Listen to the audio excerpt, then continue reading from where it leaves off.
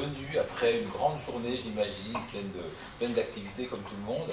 Voilà, vous êtes là ce soir et ça me touche particulièrement parce que vous venez de plusieurs univers, de plusieurs histoires, de plusieurs tranches de vie et pour découvrir peut-être une nouvelle réalité, celle qui est Zemos, un moteur de recherche tout à fait innovant que Sarah, secrétaire générale de l'association, m'a aidé à développer depuis maintenant plus d'1 an.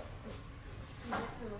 Alors oui, aujourd'hui c'est le premier anniversaire en fait de Zemos, puisque le 28 mars 2018, la préfecture de police de Paris a reconnu l'association Zemos comme telle. Donc Zemos c'est en fait une aventure, puisque ça fait déjà 6 ans qu'Alexandre développe ce projet, cette idée. Nous avons été aidés par une centaine de volontaires, de stagiaires, de bénévoles qui ont bien voulu donner de leur temps pour créer le moteur de recherche Zemos sur lequel se base en fait l'association. Donc ce moteur de recherche permet de connaître l'actualité et de la comprendre, puisqu'on peut la traduire en plus de 100 langues, de tous les pays du monde. Voilà, par exemple, je ne parle pas encore le chinois et j'aimerais bien savoir ce qu'on dit en Chine à propos de l'écologie. Eh bien, grâce à Zemos, c'est possible. Et je peux même d'ailleurs partager ces actualités sur les réseaux sociaux en la langue de mon choix.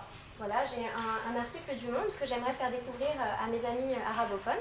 Eh bien, qu'à cela ne tienne, je peux tout simplement partager cet article du Monde en arabe sur ma page Facebook. Voilà, donc c'est vraiment quelque chose de très innovant. Et cet après-midi, pour la première fois, on est intervenu dans un collège du 12e arrondissement à Paris pour animer justement un atelier cyber-citoyen avec le professeur de français. Alors c'était très simple, le déroulement était très facile à mettre en œuvre. On avait choisi un thème, l'esclavage, différents pays, le Brésil, l'Angleterre, également il y avait l'Albanie, enfin différents pays. Chacun regardait effectivement ce qui se disait sur l'esclavage, la commémoration de l'esclavage moderne, etc. Et après on a débattu du sujet. Donc c'est vraiment un bel outil pédagogique qui, d'ailleurs, qui conclut, enfin, un partenariat vient de se développer avec Zemos et la Ligue de l'enseignement à ce sujet. Exactement. Alors, la Ligue de l'enseignement qui est un partenaire tout à fait important dans le paysage scolaire, des interventions en milieu scolaire, mais nous sommes en voie de développer d'autres partenariats. Et nous avons d'ailleurs reçu en ce sens une subvention de la DILCRA. La DILCRA, c'est la délégation interreligieuse à la lutte contre... Interministérielle. Ah pardon, interministérielle, lapsus révélateur.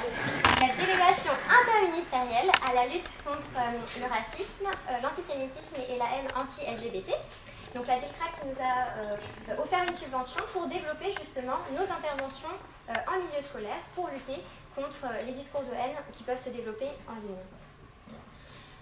Donc on a à peine 1 an d'existence, vous voyez, on a déjà une subvention, c'est pas facile, c'est même une très bonne nouvelle parce que je suis responsable d'association depuis 2005, avec l'association CIEU, on n'a jamais eu de subvention, vous voyez, on a fait plein de choses avec l'association CIEU, mais on n'a pas reçu de subvention directe, et là, en quelques mois, effectivement, la DILCRA nous octroie une petite subvention pour intervenir dans les collèges, les lycées, les établissements scolaires du Val-de-Marne notamment. Donc on en est vraiment très heureux, c'est un bon début. Après la DILCRA, on a un autre partenariat. Celui avec la CRES ? Oui. Voilà, nous sommes également adhérents de la CRES, la CRES étant la chambre régionale de l'économie sociale et solidaire. Donc ça fait quelques temps maintenant qu'on travaille aussi avec la CRES. Oui, parce qu'on partage les valeurs en fait, de l'économie sociale et solidaire. C'est un site web qui est moteur de recherche qui est en accès libre, donc qui est gratuit. Et qui permet aussi, notamment aux pays du Sud, d'avoir vraiment un accès à l'information. Les pays du Sud, il faut voir, lorsqu'on est au Sénégal et si on écrit le mot écologie, on va tout de suite voir apparaître des mots, des sites web français. Pourquoi? Parce que ce sont ceux qui sont les plus référencés sur Google, tout simplement. Avec notre moteur de recherche, avec Zemos, les Sénégalais vont pouvoir savoir ce qui se dit dans leur pays sur l'écologie. Parce qu'ils vont taper le mot écologie, il y aura d'abord les sites web du Sénégal. Ils pourront comparer ce qui se dit dans leur pays avec effectivement les autres pays également. Donc on redonne une information territorialisée qui correspond effectivement à la réalité de ce que vivent les gens, les habitants, là où ils se trouvent. Voilà pourquoi on partage les valeurs de l'économie sociale et solidaire. Et puis voilà, on a d'autres projets en perspective. Exactement. Nous sommes déjà d'ailleurs entrés en contact avec les différentes bibliothèques parisiennes et nous aimerions développer en fait l'outil à destination du FLE. Donc le FLE, c'est le français langue étrangère. Donc c'est pour les migrants primo-arrivants qui apprennent à parler le français.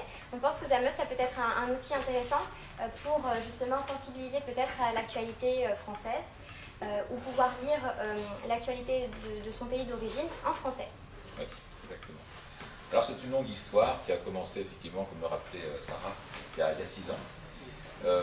Et j'aimerais pouvoir avoir quelques témoignages de ces jeunes qui sont partis à travers le monde et qui ont travaillé déjà sur Zameus au cours de ces dernières années.